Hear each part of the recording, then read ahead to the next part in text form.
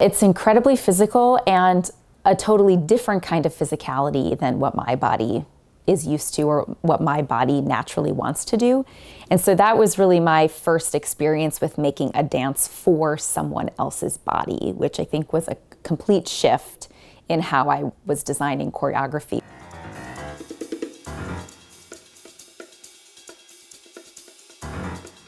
There are all of these different sounds that occur throughout the piece. And there are these very almost kind of playful, enticing sounds that to me create a really unique relationship with the listener. And so I wanted to sort of play with that and thinking about how this soloist would create these various characters, but also have engagement with the viewer, but also disengagement with the viewer. Creating Stairway to Nowhere for someone else, I wanted to push myself choreographically to think about how to develop this character who could do these kinds of physical things that I wasn't physically able to do or not well myself.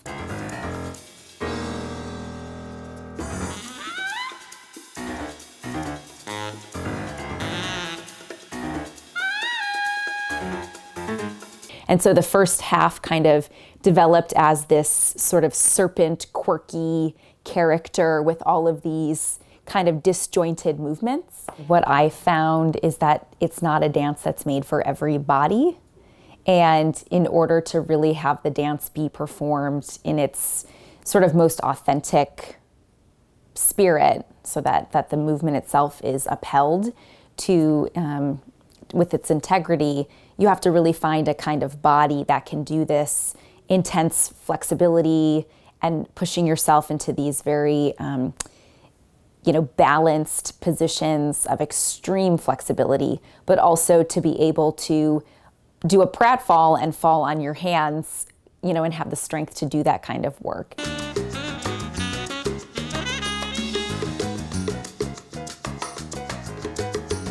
What's really special about Marie is she's an incredibly detail-oriented performer, and she knows me really well, and she knows what I think is important and what I think is not important, and she knows the questions to ask.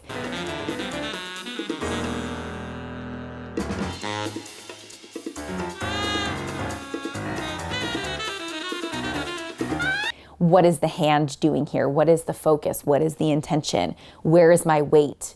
Where am I off balance? Where do I need to suspend? All of these questions that really get to the movement behind the character.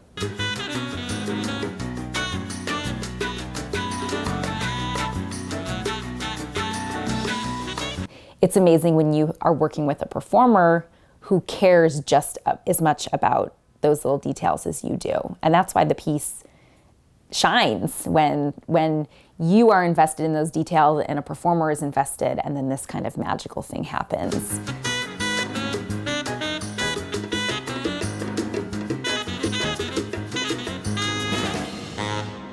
For me as a musical choreographer, when I hear music or when I'm inspired by a piece of music, I usually see bodies moving through space, and I see pathways and trajectories, and that kind of attention to music usually previously, probably up until that piece, had always led me to making sort of a dancey dance with lots of bodies, at least maybe 4 or 5, so that I could use spatial pathways and sort of solo versus group dynamic and all those kinds of things, and that you can use a canon where sort of like dominoes, one person goes, then the next and the next, and use these kind of interesting choreographic tactics.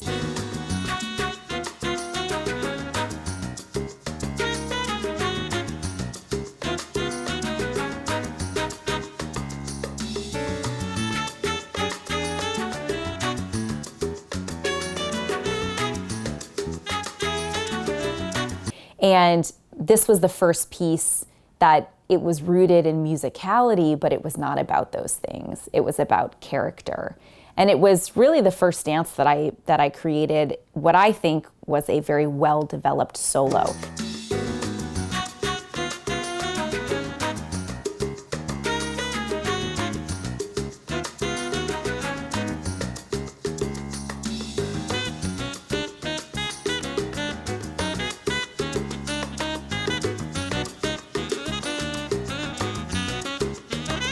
6 minutes is a long time when you are one person alone on a stage. When you're making an ensemble piece, the audience has a lot to look at. And so they can sort of wander over here and wander over there. They can see these spatial relationships. They can focus in on one dancer, or they can sort of let their eyes be wide and kind of see the whole picture as more of a wash. And when you create a dance for one person, there's nowhere else to look.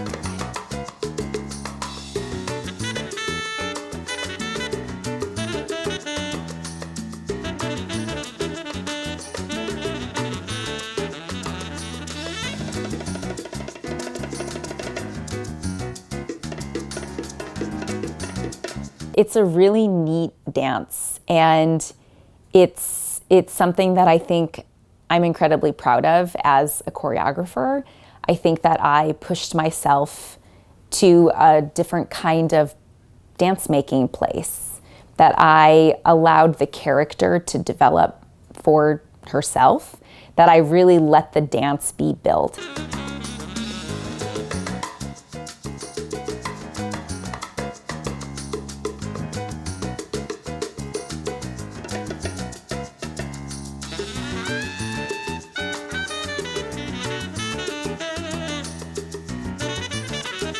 And I often say that as a dance maker, you have ideas and you're sort of leading, steering the ship.